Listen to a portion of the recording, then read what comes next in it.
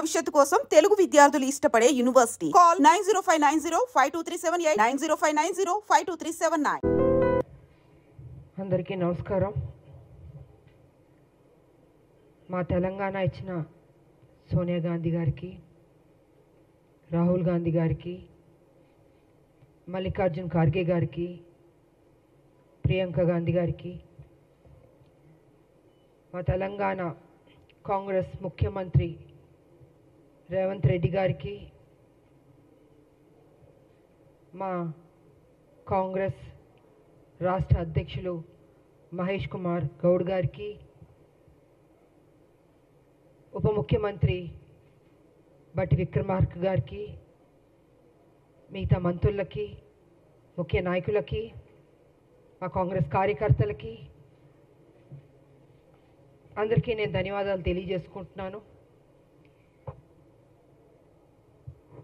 గత ఒక వారం నుంచి ఎవరో నేను కొత్త మనిషిలాగా అసలు ఎలా ఇచ్చారు ఈవిడికి ఒక ఎమ్మెల్సీ అని ఒక వింతగా ప్రశ్నలు వేయడం జరుగుతుంది. అంటే మీడియాలో జరుగుతుంది. అది మీడియా వాళ్ళు వేయడం కాదు, అది ఎవరు అడిగిస్తున్నారో కూడా మాకు తెలుసు. పాపం బీజేపీ టీఆర్ఎస్ వాళ్ళకి ఏం అర్థం కావట్లేదు అనుకుంటాను. ఒక మహిళగా మీ రెండు పార్టీలకు నేను సేవలు అందించాను, మీరు సరైన నిర్ణయం తీసుకోకపోబట్టి మీ పార్టీని విడిచి నేను బయటికి వెళ్ళాను. ప్రజల్ని ఏ రకంగా మోసం చేయాలో ఆ రకంగా మీరు మోసం చేస్తున్నారు. సో ఈ రకంగా నేను బయటకు వచ్చి మనిషి నేను కష్టపడి ఒక మహిళగా కొట్లాడి నిజాయితీగా ఉంటే ఇవాళ ఒక ఎమ్మెల్సీ నాకు ఇచ్చినందుకు ఎందుకో మీకు అంత బాధ నాకు అర్థం కావట్లేదు.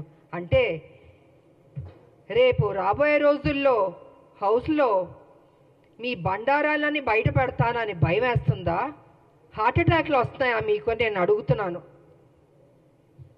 కేసీఆర్ గారు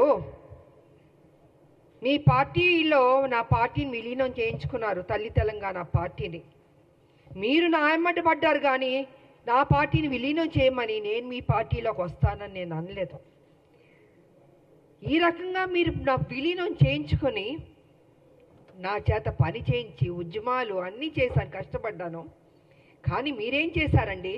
ఒక మహిళని ఏ కాంగ్రెస్ తెలంగాణ ఇస్తాం అని చెప్పడం జరిగిందో అదే రోజు రాత్రి ఏ మాత్రం గ్యాప్ ఇవ్వకుండా, సమయం ఇవ్వకుండా, ఆ ఆనందాన్ని నేను తీసుకోనివ్వకుండా 12ంటికి సస్పెండ్ చేశాడు కేసీఆర్. వాస్తవాలు మాట్లాడుకుందామండి. ఎందుకు వాస్తవాలు కప్పిపుడుచుకుంటారు? విజయశాంతికి సంబంధమే లేదా? తెలంగాణ విజయశాంతి పోరాడలేదా? ఫర్ కైండ్ ఇన్ఫర్మేషన్ 1998 నా రాజకీయ జీవితం మొదలైంది బీజేపీ నుంచి. ఇది అందరికీ తెలిసిన సత్యం. ఒక ఓటు 2 రాష్ట్రాలు అనబట్టే నేను వెళ్ళాను.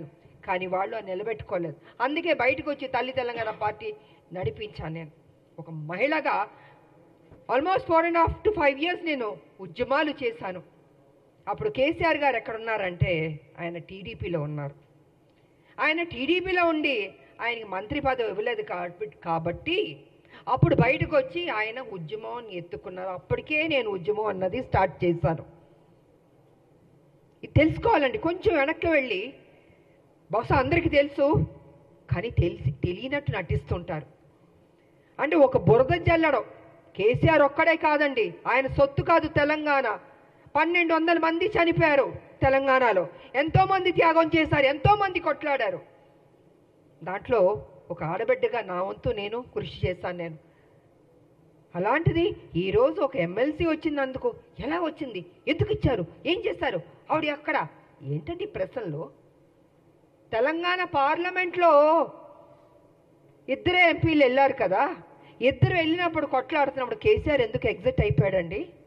చివరిదాకా ఉంది. ఆ రోజు మా ఎంపీలు, కాంగ్రెస్ ఎంపీలు అందరూ ఉన్నాం, పెప్పర్ స్ప్రేలు కొట్టారు. నార్త్ ఎంపీలు అందరూ చిత్తక బాదుతున్నారు మమ్మల్ని ఎంపీని. నేను మీరా కుమార్ గారిని ఇలా పట్టుకుని నిలబడ్డాను. నేను ఇంత చేస్తే ఇదండి మీరు మాకు చూపించే కృతజ్ఞత? ఇదా మీ కుట్ర బుద్ధి? అంటే మీకు బడుగు బలహీన వర్గాలంటే నచ్చదు దొరా, మీ దొరబుద్ధేతో చూపించుకుంటున్నారు. అందుకే నిన్ను దొర్రా అంటున్నాను నేను. బడుగు బలహీన వర్గాలకి గౌరవం ఇవ్వడం నేర్చుకోండి. అదే బడుగు బలహీన వర్గాలు బీసీ కానీ, ఎస్సీ కానీ, ఎస్టీ కానీ, మైనార్టీ కానీ లేకపోతే మీరు ఈరోజు ఈ పొజిషన్లో ఎక్కడ ఎలాగుంటారు? మీరు గతంలో ముఖ్యమంత్రి ఎలా అయ్యారండి? మీ దొరలు ఒక్కళ్ళే వేస్తారా? ఇంతమంది ఓటు వేయబట్టి మీరు ముఖ్యమంత్రి అయ్యారు, ఇంతమంది త్యాగం చేయబట్టి మీరు ముఖ్యమంత్రి అయ్యారు. అది గుర్తుపెట్టుకోండి దొరగారు. నిన్న వేయడం కాదు రాములమ్మ మీద, మీలా పిరికి బంధం నేను మాత్రం కాదు. గచ్చున్న మహిళని, త్యాగం చేసిన మహిళని, నా ఆస్తులు అమ్మి పెట్టాను తెలంగాణకి. ప్రతిరోజు మీరు నన్ను అవమానించారు, నాతో పని చేయించారు, నేను ఉద్యమాలు చేశాను. నా పార్టీ, నా తల్లి తెలంగాణ పార్టీ ఉంటే మీరు హింస పెట్టి ఆ రోజు జయశంకర్ గారిని నా దగ్గర పంపించి విలీనం చేయండి అని చెప్పింది మీరు కాదా? నేను విలీనం చేస్తానన్నానా నేను? సరే, ఇద్దరూ తెలంగాణ కోసం కొట్లాడుతున్నప్పుడు వేరువేరుగా వెళ్ళకూడదని ఒక దీంతో పెద్ద మనసుతోటి నా పార్టీని నేను విలీనం చేయడం జరిగింది. అంతేగాని వేరే ఏదో ఆలోచనతో మాత్రం కాదు. ఎందుకు చెప్తున్నానంటే అసలు తెలంగాణకి విజయశాంతికి సంబంధమే లేదన్నట్టు మాట్లాడుతుంటే చాలా అసహ్యంగా కూడా ఉందండి. ఒక ఆడబిడ్డని మెచ్చుకోవడం నేర్చుకోండి. మీకు మెచ్చుకోవడం మనసు రాకపోతే నోరు మూసుకొని కూర్చోండి. అంతేగాని మీ ఇష్టం వచ్చినట్టు ఎందుకు ఇచ్చారంటే ఇచ్చారండి కాంగ్రెస్ ఒక ఎమ్మెల్సీ. ఆ ఎమ్మెల్సీ ఇచ్చినందుకు కూడా మీకు అంత బాధ వేస్తుంది బీజేపీకి, టీఆర్ఎస్ అంటే. మా రాజకీయ నాయకుల శత్రువులారా బంద్ చేయండి. మా ఉద్యమ నాయకులు మేము మిమ్మల్ని వదిలిపెట్టాం. మీరు చేసే మోసాల్ని తెలంగాణలో ఏ రకంగా మళ్ళీ మీరు ఎంటర్ అవ్వాలనుకుంటున్నారో ఇంకో విషయం కూడా నేను చెప్పదలుచుకున్నారు. బీజేపీ ఏం చేయబోతుందంటే నెక్స్ట్ స్టెప్, ఏ తెలంగాణ వ్యతిరేకించిన శక్తులు ఉన్నారో వాళ్ళందరినీ మొత్తం తిప్పబోతున్నారు తెలంగాణలో. మళ్ళీ బ్యాక్ టు స్క్వేర్ వన్ని తెలంగాణ తీసుకురాబోతున్నారంటే వాళ్ళ పెత్తనం ఉండాలి. వ్యతిరేకించిన శక్తుల్ని, తెలంగాణ ఉద్యమం నాయకులు ఉండకూడదు, తెలంగాణ ప్రజలకి ప్రాధాన్యత ఉండకూడదు, మళ్ళీ బాంచన్ని కాలు మొక్కుతాననే పరిస్థితికి బీజేపీ తీసుకురాబోతుంది. ఇది సత్యం, ఇది తెలుసుకోవాలి అందరూ. అందుకే ఎవరు ఉద్యమ నాయకులు ఉన్నారో వాళ్ళందరినీ తొక్కేద్దాం, వాళ్ళ నోటిని బంద్ చేద్దాం. వాళ్ళు కనపడకూడదు, వినపడకూడదు, మాట్లాడకూడదు. ఇదే కదా మాతో చేసింది మీరు. మీ పార్టీలో ఉంటే ఏం గౌరవాలు ఇచ్చారు? ఎందుకు మీ పార్టీలు బయటికి వెళ్ళాల్సి వచ్చింది? వాస్తవాలు ఇదండి. ఆ రోజు మీ బీజేపీలో కొంచెం వెనక్కి వెళ్దామండి. నేను మొన్న బీజేపీలో ఉన్నప్పుడు ఒక విషయం మీరు గుర్తుపెట్టుకోండి. కిరణ్ కుమార్ రెడ్డి గారు తెలంగాణను వ్యతిరేకించి ఆయన అసభ్యకరంగా మాట్లాడి తెలంగాణ ఉద్యమానికి నేను ఒక్క పైసా ఇవ్వను తెలంగాణకి, ఏం పీక్కుంటారో పీక్కోండి అన్నాడు కదా ఆయన. అలాంటి ఆయన్ని, తెలంగాణకు వ్యతిరేకున్న మనిషిని మొన్న బీజేపీలోకి ఎంటర్ అవుతే నాకు నిజంగా ఉండబుద్ధి అవ్వలేదు. ఆ స్టేజ్ మీద నేను వాకౌట్ అయిపోయి వెళ్ళిపోయాను. నేను ఎవరంటే కిషన్ రెడ్డి గారి ఫ్రెండ్ ఆయన. ఆ రోజు నుంచి బీజేపీకి నా మీద ఒక కక్ష. అంటే వాళ్ళ మనుషుల్ని తెలంగాణ వ్యతిరేక శక్తి వస్తే అక్కడ నేను బయటికి వెళ్ళిపోతున్నానంటే చూపించుకోకూడదు. ఎందుకు చూపించుకోకూడదండి? తెలంగాణని అవమానపరిచి తెలంగాణకి మేలు చేయని కిరణ్ కుమార్ రెడ్డి గారు లాంటి వాళ్ళు మిగతా ఇంకొకళ్ళు ఏమైనా ఉంటే ఎందుకు నేను వచ్చి మీకు ఎస్ బాస్ అని చెప్పాలండి? ఇలాగ అనేక కారణాలు ఉన్నాయండి. ఈ అనేక కారణాల వల్లే ఈరోజు విజయశాంతి మీద, రాములమ్మ మీద ఒక ఎమ్మెల్సీ ఇస్తే అయ్యో ఎందుకు ఇచ్చారు, ఎలా ఇచ్చారంటే పేపర్ వచ్చి ఇచ్చారండి. ఎలా ఇస్తారండి? సోనియా గాంధీ గారు ఇచ్చారు, అద్దంకి దయాకర్ గారికి ఇచ్చారు, నాకు ఇచ్చారు, శంకర్ నాయకర్ గారికి ఇచ్చారు. సో వాట్ అండి? కష్టపడ్డా అనుకుంటాం, కష్టపడ్డాం, ఆస్తులు అమ్మాం, తెలంగాణను కాపాడాం. ప్రతి నిమిషం కాపలా కుక్కలా మేము కాపాడుతామండి. కానీ మీరేం చేస్తున్నారు? 10 సంవత్సరాలు మీరు అధికారంలో ఉండి కేసీఆర్ గారు దోచుకోలేదా తెలంగాణ మొత్తం సొమ్ముని? ఇవాళ మీరు దోచుకోబట్టే కదా ఈ పరిస్థితి వచ్చింది. అది విడిచిపెట్టి కాంగ్రెస్ మీద నిందలేయడం, ఆయన చేసిన తప్పులు చెప్పడు, 7 లక్షల కోట్లు ఎలా తిన్నాడో అని ఖర్చు అయిందో చెప్పడు, ఎలా అప్పయింది చెప్పండి. నేను కూడా నా పార్టీ నేను అడుగుతున్నాను, సీరియస్గా తీసుకోవాలి సార్. మనం విడిచిపెట్టకూడదు. దీన్ని ఎంత దూరం వరకు తీసుకెళ్ళా? 7 లక్షల కోట్ల అప్పు ఎలాగైంది చెప్పమనండి.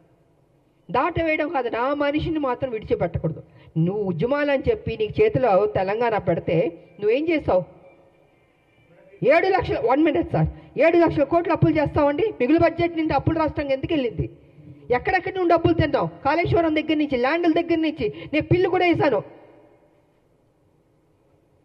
కొన్ని ల్యాండ్లు అమ్మేస్తుంటే పిల్లు వేసానండి నేను. ఇలా ఎన్నో జరిగినాయండి. అందుకే వాళ్ళు చెప్తాను నేను, కేసీఆర్ వాస్తవాలు నువ్వు మాట్లాడాలి. సమయం దగ్గరికి పడింది. నువ్వు చేసిన తప్పులు చెప్పాల్సిందని మేము విడిచిపెట్టాం, డెఫినెట్గా విడిచిపెట్టామండి. మా రాష్ట్రం, మేము కష్టపడి తెచ్చుకున్న రాష్ట్రం, నా ప్రజలు బాగుండాలని కోరుకునే వాళ్ళం మేము. ఉద్యమకారులకు మాకు నిత్యం మా ప్రజలు బాగుండాలి, మేలు జరగాలని ఆలోచిస్తూనే ఉంటాం మేము. ఇంతకు మించి మాకు అయ్యా ఉండదండి. కాబట్టి నా పార్టీని రిక్వెస్ట్ చేసేది ఏంటంటే విడిచిపెట్టకూడదు సార్. మనం ఎట్టి పరిస్థితుల్లో కేసీఆర్ చేసిన అప్పును మొత్తం ఒక్కొక్కటిగా బయట పెట్టాలి. ఏదో నామకే వాస్తే మనం మాట్లాడడం లేదా వదిలేయడం కాదు, తవ్వాలి, బయటికి తీయాలి వాస్తవాన్ని. ఇది నేను ఈ సందర్భంగా తెలియజేసుకుంటూ, ఈరోజు మాకు ఎమ్మెల్సీ దాంట్లో మేము అడుగుపెట్టబోతున్నాం. కాబట్టి మాకు మరొకసారి మా హైకమాండ్కి నేను కృతజ్ఞతలు తెలియజేసుకుంటూ, రేపు హోలీ కాబట్టి అందరికీ హోలీ శుభాకాంక్షలు కూడా తెలియజేసుకుంటూ,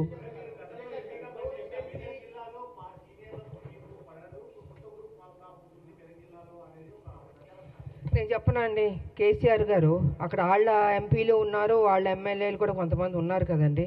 ఇలాగే ప్రెస్లో చెప్పించే వాస్తవాల్ని కప్పిపుచ్చి అవాస్తవాల్ని ముందుకు తీసుకొస్తున్నాడండి కేసీఆర్.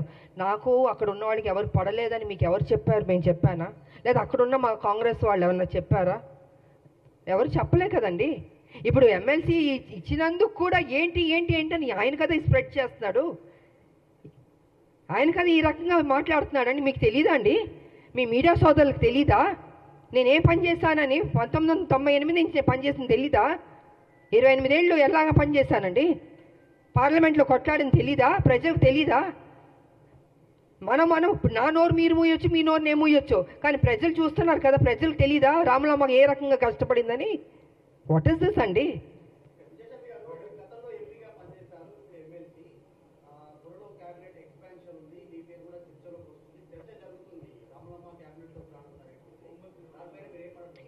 సార్ నాకు అది తెలియదండి, నాకు నిజంగా తెలీదు. నాకు హైకమాండ్ ఈ బాధ్యత ఇచ్చింది. మా ముఖ్యమంత్రి గారు కావచ్చు, మహేష్ కుమార్ గౌడ్ గారు కావచ్చు, ఇంతమంది ఎంతో ఆప్యాయతగా నన్ను పార్టీలో ఆహ్వానించారు, నాకు ఈ బాధ్యత ఇచ్చారు. డెఫినెట్గా నేను పనిచేయడం అండి, ఇన్ని సంవత్సరాలు నేను పనిచేస్తూనే ఉన్నాను తెలంగాణకి. ఇది ఒక బాధ్యత, ఇది ఒక నాకు ఉద్యోగం అనుకుంటున్నానండి, వేరే ఇంక నేనేం అనుకోవట్లేదు. ఈ ఉద్యోగానికి ప్రతిపక్షాలను నోర్లు ముయించాలి, వాళ్ళు చేసిన తప్పుల్ని ప్రజలకు తెలియజేయాలి, ఏ రకంగా లూటీ చేశారో అది బట్టబయలు చేయాలన్నదే నేను కోరుకుంటున్నాను. అంతకంటే నా మైండ్లో ఏమీ లేదు, అసలు నా మైండ్లో ఏ ఆలోచన లేదు, అసలు ఇది కూడా ఆలోచన లేదు. అన్నీ ఒక్కొక్క బ్రేకింగ్ న్యూస్లు వస్తుంటే నేనే చూస్తూ ఉన్నాను, మీతో పాటు నేను చూస్తున్నాను. నేను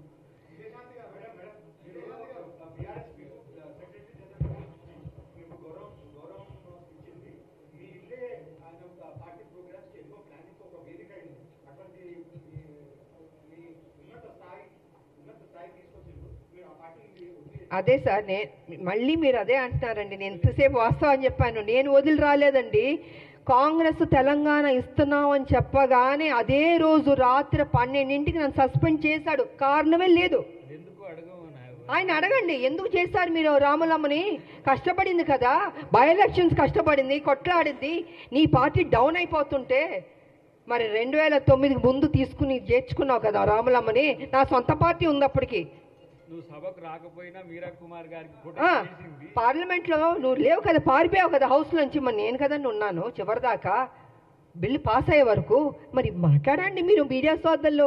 నన్ను ప్రతిదీ అడుగుతుంటే నేనేం చెప్పనండి? మీకు వాస్తవం తెలుసని నాకు తెలుసు. So please try to ask him అండి. 10వ చెల్లెలు కడుపులో పెట్టుకుంటాను, నెత్తి మీద పెట్టుకుంటాను, తీసి కాళ్ళలో పడేశాడు.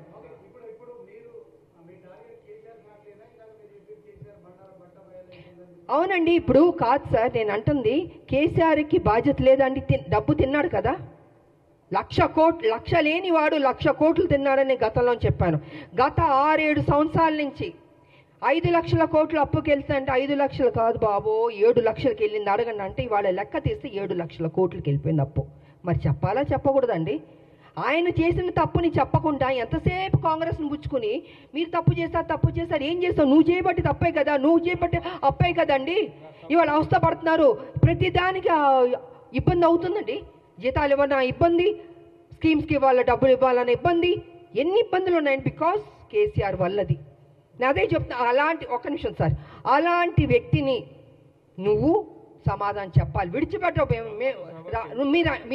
మీరు అసెంబ్లీకి ఎందుకు రావట్లేదండి? ఎందుకు రావట్లేదు నేను అడుగుతున్నాను. మీకు ఓటు వేశారు కదా, మిమ్మల్ని గెలిపించారు కదా, మీరు అపోజిషన్ లీడర్లో కూర్చోరా? అంత మీరేమైనా గొప్ప స్థాయి నుంచి వచ్చారా? మీరు కింద నుంచే కదా వచ్చారు. ఇప్పుడు ఈ డబ్బు, ఈ కోట్లు అన్నీ ఎక్కడి నుంచి వచ్చిందండి? మా తెలంగాణ నీకు వేసిన భిక్షం కాదు, నువ్వు గుంజుకున్నావు, మోసం చేసావు. సో కాబట్టి నేనేమంటున్నానంటే, నువ్వు రా, అసెంబ్లీకి రా, కూర్చో.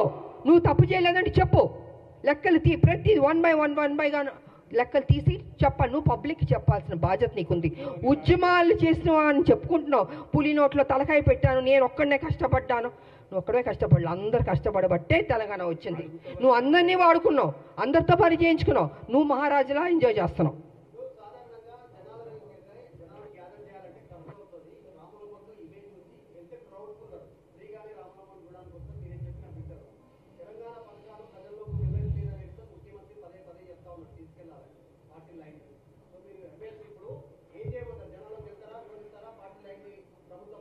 ఏమండి కాదండి, ఇన్ని సంవత్సరాల నుంచి మేము ప్రజల్లోనే ఉన్నామండి. కేసీఆర్ లాగా ఏసీ రూమ్లో పడుకోలేదు, కింద నుంచే మేము వచ్చాం, అరెస్టులు అయ్యాం, జైల్లో కూర్చున్నాం, ఆస్తులు అమ్మాం. ఆయనలాగా డబ్బు తిన్నింది కాదండి మేము. మా డబ్బు మేము కష్టపడి సంపాదించిన డబ్బు పెట్టామండి. ఎందుకు నా ప్రజలు అనుకున్నాను. నేను ప్రజల్ని ప్రేమించాను, కానీ కేసీఆర్ ఇప్పుడు ప్రజల్ని ప్రేమించలేదు.